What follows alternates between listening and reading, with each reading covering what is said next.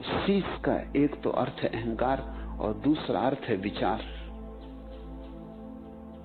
क्योंकि तुम्हारे सिर में सारे विचारों का संग्रह है। तुम सोचते ही रहते हो, संगत असंगत अनर्गल विचारों की भीड़ तुम्हारे मन में चलती रहती है। इस विचारों की अतिशय भीड़ के कारण तुम्हारी सारी ऊर्जा, सारी शक्ति खो जाती, प्रेम करने को कुछ बचता नहीं।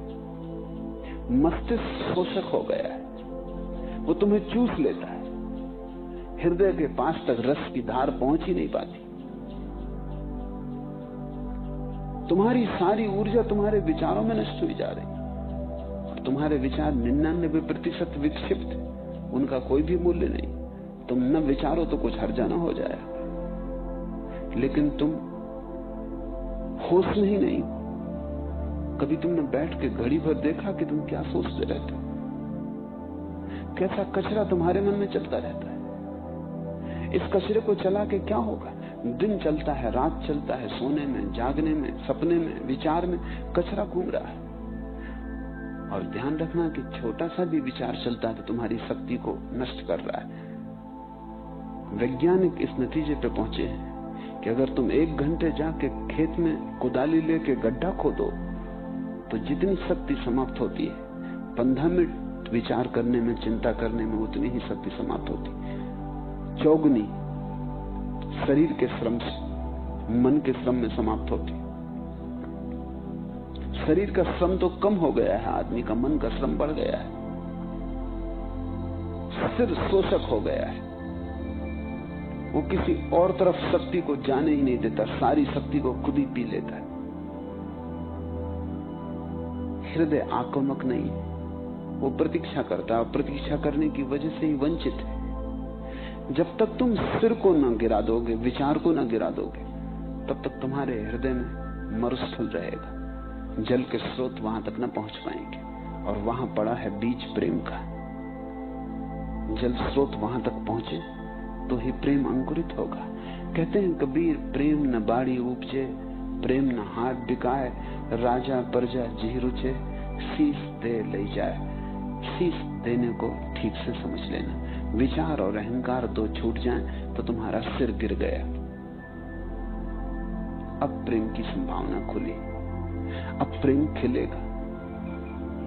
अब तुमने प्रेम के बीच से बाधा हटा दी। तुम्हारी खोपड़ी के अतिरिक्त और कोई बाधा नहीं है, वही पत्थर की चट्टान की तरह बीच में पड़ी। पोथी पढ़ पढ़ जग मुआ, पंडित हुआ न कोय, ढाई आखर प्रेम का पढ़े सो पंडित होए। कहते हैं कबीर, पोथी पढ़ पढ़ के अनेक लोग मर जाते, जीवन भर पढ़ते रहते हैं और मर जाते, फिर भी ज्ञान को उपलब्ध नहीं होते, क्योंकि ज्ञान का कोई संबंध विचार से नहीं है। विचार को तो उपलब्ध हो जाते, बहुत विचार को उपलब्ध हो जाते। जितना तुम पढ़ोगे, सुनोगे, संग्रह करोगे, स्मृति भारी होती जाएगी। तुम बहुत कुछ जान लोगे बिना जाने, बिना पहचाने। केवल शब्दों के कारण तुम्हें यह भ्रांति आ जाएगी कि मैं ज्ञानी हो गया हूं। पोथी पढ़ पढ़ जग मुआ, पंडित हुआ न कोय, ढाई आखर प्रेम का पढ़े सो पंडित हो। कबीर के लिए पांडित्य की परिभाषा ज्ञान की परिभाषा है, जिसने प्रेम के 2.5 अक्षर पढ़ लिए। और प्रेम के 2.5 अक्षर पढ़ने का कोई उपाय पोथी में नहीं, जीवन की पोथी में ही पढ़ना पड़े, जीवन के विद्यालय में ही आना पड़े, जीवन के प्रांगण में ही वे 2.5 अक्षर पढ़े जा सकते। 2.5 अक्षर, हिंदी में जो शब्द है प्रेम, उसमें 2.5 अक्षर, लेकिन कबीर का मतलब गहरा है। जब भी कोई व्यक्ति किसी के प्रेम में गिरता है तो वहां 2.5 अक्षर प्रेम के पूरे होते हैं। एक तो प्रेम करने वाला एक, जिसको प्रेम करता है वो 2, और दोनों के बीच में कुछ है अज्ञात, वो 2.5।